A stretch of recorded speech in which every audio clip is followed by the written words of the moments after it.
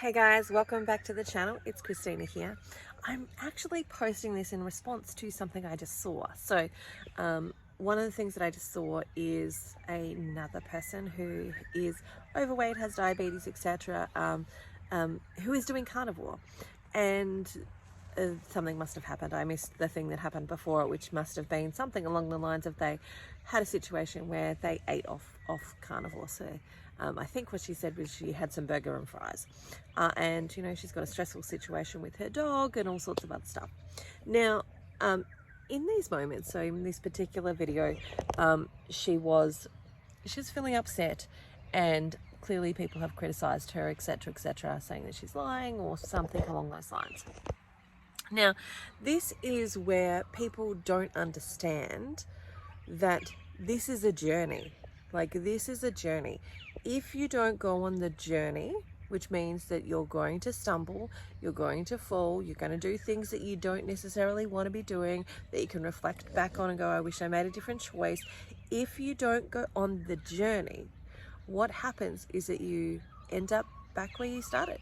You end up back where you started plus some. Like, generally for women, you're going to gain some extra weight. So, you know, you can do the doing of carnivore, you can do the process of eating, and this happens with every diet plan out there. You can do the doing of the diet plan, but if you don't go on the journey, which is the transformation and the renewing of the mind, then you end up exactly where you started to begin with. Now, for me, I don't look at these as failures. These moments are not failures unless you fail to learn from them. Unless you fail to lean into them and don't do anything about them, then maybe then you can define it as a failure. But for me, and it will happen for everyone. So when I'm coaching people, when I'm working with them as patients, it will happen for everyone. That inevitably something will happen, something will trigger you, and then you find yourself eating food that is not the food that you want to be eating. That's not going to serve your body. It's not going to make you feel better. And we all have different triggers, and we all have different things that we say to ourselves. So it's in those moments when we find ourselves doing those things that we have the greatest opportunity for learning. It's in those moments where we can ask the question, what did I say to myself that made this okay? What were the thoughts that I was having that allowed me to go here? What were the feelings that I was experiencing that took me to this place? What is the scenario? What is the situation? All of that type of stuff, so that we can start to look at what is the real thing that you are after, because it's never food. Like, food is never actually the answer, and it's never actually the thing that you're seeking. It is the feeling that the food gives you, whether that be a level of comfort, whether that be a level of satisfaction, whether that be dopamine because you had some sugar, all of those things. What was the thing your body was actually, like, you personally was actually seeking for in that moment? And I can guarantee that the food didn't really give it to you, except for maybe the dopamine, but only it's short-lived, it's not long-term. And so it's actually the journey that we're going on that is the mindset work, that is the most challenging part. And that's what I work on with coaching. Like, the coaching stuff for me in regards to helping somebody get the diet right, that's fairly easy. That's pretty simple. It's listening to the cues, hearing what their body is saying, and starting to make the tweaks based on what their body is saying. That part is the simple part, for me anyway. The harder part is helping them to unpack and unravel the tangled web of neurology, the mindset, the things that we've said to ourselves, all of that type of stuff, helping to untangle that and build new pathways, so build new neural pathways, new programming, new belief systems. That's where the hard work actually is in that place of it. And so I want to give you an example, and we all have stuff, right? So for me, Christmas, you know, if you don't know any of the story, December 23rd, we were about to go and buy Christmas presents and food for our kids. Like, you know, our family has never really done Santa Claus. We've never done that. But what we do instead is we draw each other's name out of the hat, and then we buy for each other. So we're about to go buy our presents. And on our way to doing this, the car broke down. And broke down irreparably, in the sense that there wasn't anything I could do at that moment to get that car moving and to be able to go buy these presents. So we're there December 23rd, no presents, no Christmas. I had to spend, the money that we were about to spend on those presents, I had to spend on the car and to get us out of that situation. And then just looking down the barrel of there not being anything for Christmas. So thankfully we were gifted some money that day to go buy presents the next day. So I went down the street to actually buy everybody at least one or two little things so that they had something to open on Christmas Day, and to buy some food so that we could have a nice meal for Christmas Day as well. We had money coming a couple of days later, just not in that exact moment. And so I was fairly stressed. And I remember this one situation where I walked into this beautiful little shop, and it had these books, and these books were they were covered in brown paper.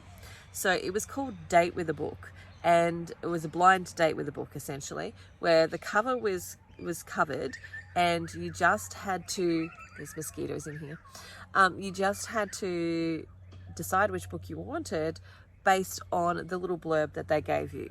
So you couldn't see the cover, you couldn't judge it by its cover, you just had this little thing. And I was like, oh, that's a really cool idea, and that'll make a really cool gift. So I went in and I picked out a book for my daughter, and while I was in there, they have all these other beautiful things, including food, and they had this beautiful little bakery sort of attached to it, and they had carrot cake.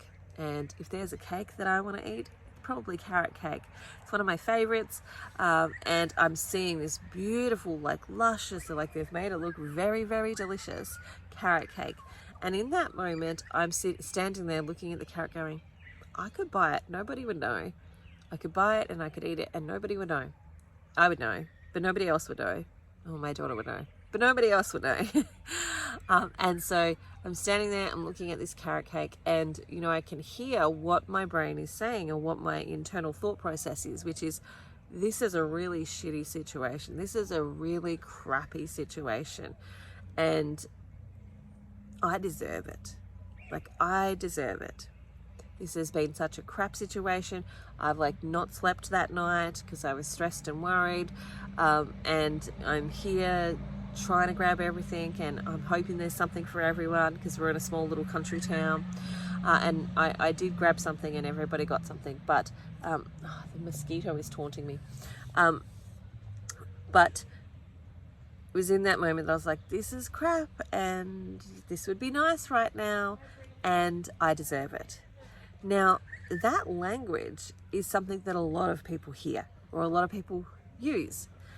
And what I had to do was get to the place of going, oh, hang on, I know what's happening here, and ask myself the questions of do I really deserve that? Let's pull all the bullshit aside, Christina.